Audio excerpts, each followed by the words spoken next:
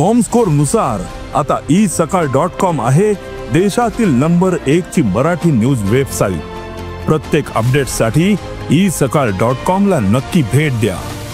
राज्यातील स्थानिक स्वराज्य संस्थांच्या निवडणुका कधी होणार या प्रश्नाचं उत्तर जरी आता माहीत नसलं तरी कायम निवडणुकांच्या मोडमध्ये असणाऱ्या भाजपानं मात्र त्या दृष्टीनं डाव आखण्यास सुरुवात केली आहे। तरी आता भाजपानं खेळलेल्या खेळीमुळे ठाकरे पवार अडचणीत येणार अशी परिस्थिती निर्माण झाली आहे। तरी नेमकं प्रकरण काय आहे, भाजपात कुणी पक्षप्रवेश केलाय आणि त्याचा ठाकरे आणि पवारांना कसा फटका बसणार आहे हे जाणून घेणार आहोत या व्हिडिओच्या माध्यमातून। नमस्कार, मी अक्षता, सकाळमध्ये तुम्हा सर्वांचं स्वागत। तर आगामी स्थानिक स्वराज्य संस्थांच्या निवडणुकीच्या पार्श्वभूमीवरती भाजपात जोरदार इनकमिंग सुरू झाली आहे। परभणीच्या गंगाखेड विधानसभा मतदारसंघाचे माजी आमदार आणि अभ्युदय कोऑपरेटिव्ह बँकेचे संस्थापक अध्यक्ष सीताराम घनदाट यांनी आज भाजपात प्रवेश केला। याच वेळी कोकणातील रत्नागिरी, मराठवाड्यातील छत्रपती संभाजीनगरमधील ठाकरे आणि शरद पवारांच्या पक्षाच्या अनेक पदाधिकाऱ्यांनी भाजपात पक्षप्रवेश केला। यावेळी भाजप प्रदेश कार्यकारी अध्यक्ष रवींद्र चव्हाण यांनी पक्षात येणाऱ्यांचं स्वागत केलं।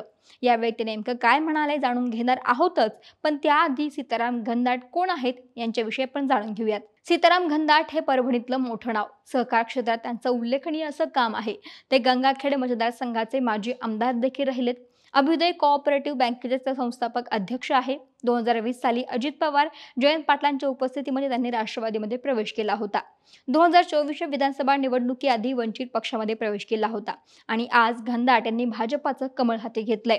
तरी सीताराम घनदाट यांच्या पक्षप्रवेशावेळी रवींद्र चव्हाण म्हणाले की पंतप्रधान नरेंद्र मोदी आणि मुख्यमंत्री देवेंद्र फडणवीस यांच्या नेतृत्वाखाली विकसित भारत आणि विकसित महाराष्ट्र घडवणाऱ्याचा विश्वास वाटल्यानंच घनदाट यांच्यासह अनेकांनी आज भाजपात पक्षप्रवेश केलाय। अभ्युदय बँकेच्या माध्यमातून सहकार क्षेत्रात मोठं काम करणारे घनदाट यांच्या भाजप प्रवेशामुळे परभणीत पक्ष संघटनेला बळ मिळणार असल्याचंही बोललं जात आहे। दरम्यान घनदाट यांच्या सोबतच परभणी जिल्ह्यातील शरद पवार गटाचे परभणी जिल्हा परिषदेचे माजी अध्यक्ष प्रसाद बुंदवत, वंचित आघाडीचे नेते सुरेश फड, अनंत देशमुख, सरपंच गजानन कांगणे, रमेश गीते यांच्यासह अनेकांनी भाजपमध्ये प्रवेश केलाय। परतूरचे नगराध्यक्ष वैजनाथ बोराडे, मंठा माजी नगराध्यक्ष नितीन राठोड, मंठा नगरसेवक विकास सूर्यवंशी यांच्यासह अन्य 10 नगरसेवकांनी भाजपात प्रवेश केला।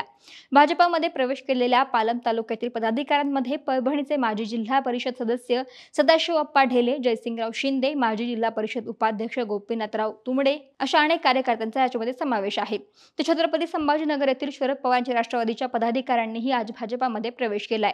त्यामुळे आगामी निवडणुकांच्या पार्श्वभूमीवर पवारांसाठी हा देखील मोठा धक्का मानला जातोय। इकडे रत्नागिरीमध्ये सुद्धा ठाकरेंना धक्का देत तिकडे रत्नागिरी तालुक्यातील शिवसेना ठाकरे गटाचे उपतालुका प्रमुख राकेश साळवी, कार्यालय प्रमुख संदीप सुर्वे, शाखा प्रमुख दीपक गावडे आणि यांच्यासह अनेक कार्यकर्त्यांनी भाजपमध्ये प्रवेश केला। तरी आगामी स्थानिक स्वराज्य संस्थांच्या निवडणुकांच्या पार्श्वभूमीवरती भाजपनं आपले डाव टाकायला सुरुवात केली आणि आजच तसा डाव ठाकरे आणि पवारांवर होता असंच दिसून येतंय। महाराष्ट्रातील सर्व बातम्यांचे विश्वासार्ह व्यासपीठ सकाळच्या सर्व सोशल मीडिया प्लॅटफॉर्मला लाईक, फॉलो आणि सबस्क्राईब करा। तसंच सर्व नोटिफिकेशनसाठी बेल आयकॉन प्रेस करायला विसरू नका।